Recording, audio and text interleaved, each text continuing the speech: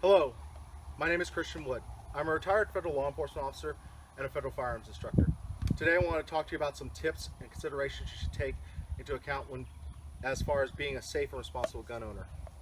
Safe and responsible gun ownership is your responsibility first and foremost. This is a non-gun. I'll use this for demonstration purposes, along with this weapon that has been unloaded and made clear. Let me start by emphasizing firearm safety. Firearm safety is paramount, regardless if you rent the weapon from the range, own one for home protection, or carry it for protection.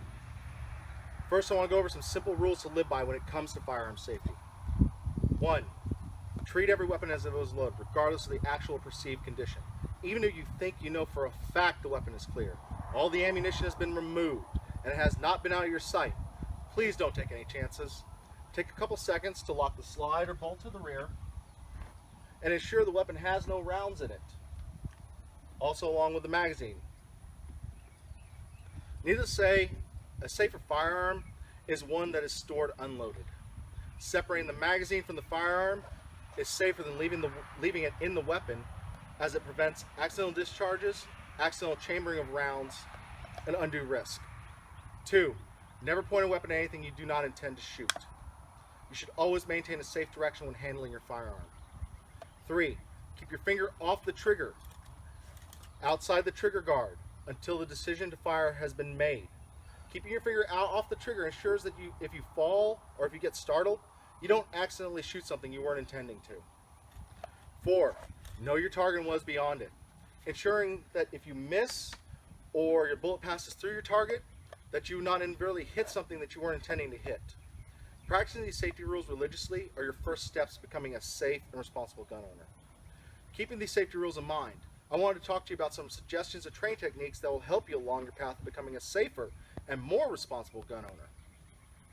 When it comes to firearms, pressing the trigger is only one aspect of a fully functioning reality. I want to give you a couple thoughts and practices that you can use in a safe environment to effectively and safely enhance your skills in using your firearms in a possible real-life situation. Think of how you expect your firearm to help you when you need it. Is it a home defense weapon that you store in a safe? Or do you carry it when you go out running at night? Now, I'm not here to convince you that this product is better than the next, or tell you to go out and buy a $10,000 biometrically activated gun safe.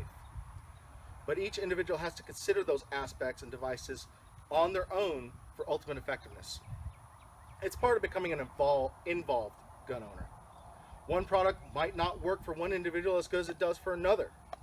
I just want to give you some food for thought to consider when making these decisions. If you do decide to go one route or another, buying the gun vault or storing the gun in a ready access locker, getting a holster or a concealed carry bag, either way, you have to include these items into your training practices. If you keep it at home, how do you store it? Can you get to it without any undue stress or pressure? Is it safe from the kids and others? What's the best balance for you to accomplish both? If you carry it in public, can you draw it without any hang-ups? Can you do it with sweaty hands? Can you reload it when it runs dry? For years, I worked as a SWAT officer for the United States Coast Guard in New York Harbor. Our firearms training regiment was very intense. We not only focused on firing the weapons we carried, but how to properly function those weapons in a real-life scenario. The difference between well-trained and novice shooters are that elite shooters practice, not only at putting rounds down range, but also practicing drawing, reloading, and handling their weapons.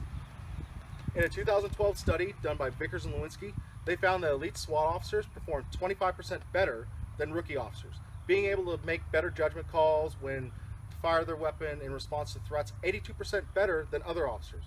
Why did they have this increased accuracy, judgment, and control? It simply comes down to gained extra time. Because of practice with their weapons, drawing, reloading techniques, they're able to focus on the situation and the attacker, applying most of their shooting skills toward their subconscious thoughts, as opposed to officers who had to worry about just getting their gun out of their holster. Consistency and efficiency, gained through balancing the speed and practicing accuracy, all the while acknowledging our personal limits, are the core building blocks to making a consistent shootist. This is not only gained on a square range shooting at paper targets, but through comprehensive training and exhaustive practices. Finding those stress breakage points while simulating shooting positions, gear issues, weapons malfunctions, weapons familiarity, ingrains those immediate action responses that we need to work when the world fails to cooperate with us. Once you have mastered where you put your magazines on your belt, then you can apply those automatic actions to live fire, putting rounds on target more effectively. Sarah DeHerns, in her 2013 blog post from the Broder.com website, states that shooters should begin to incorporate stress in their training regimen.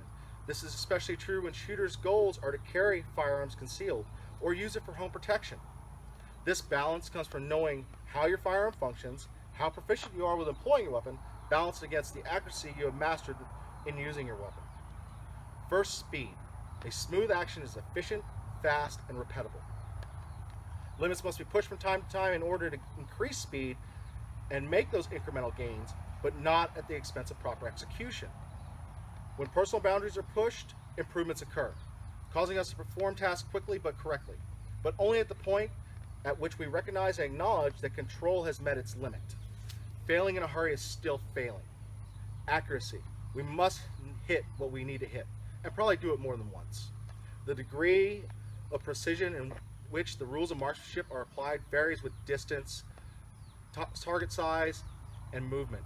Balancing speed and accuracy is getting effective hits in the minimal time required. This is generally the desired goal. Hits must come as fast as they can without losing necessary precision. Misses don't bring victory, no matter how fast they're fired.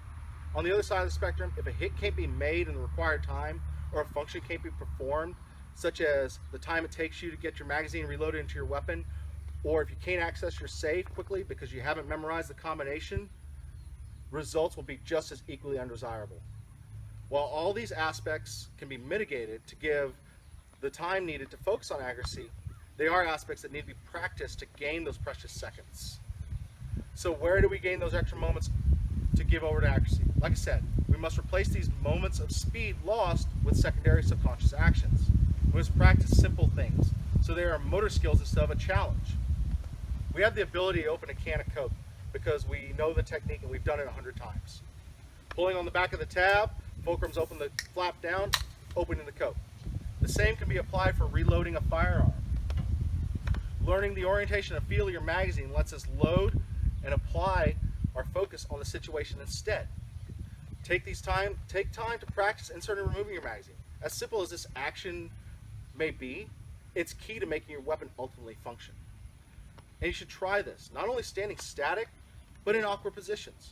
You never know when you have to go under a table to reload your gun or duck behind cover. Understanding where our magazines on our belt, stored in relation to the weapon, ensures that we are not hunting for ammo when it's critically needed.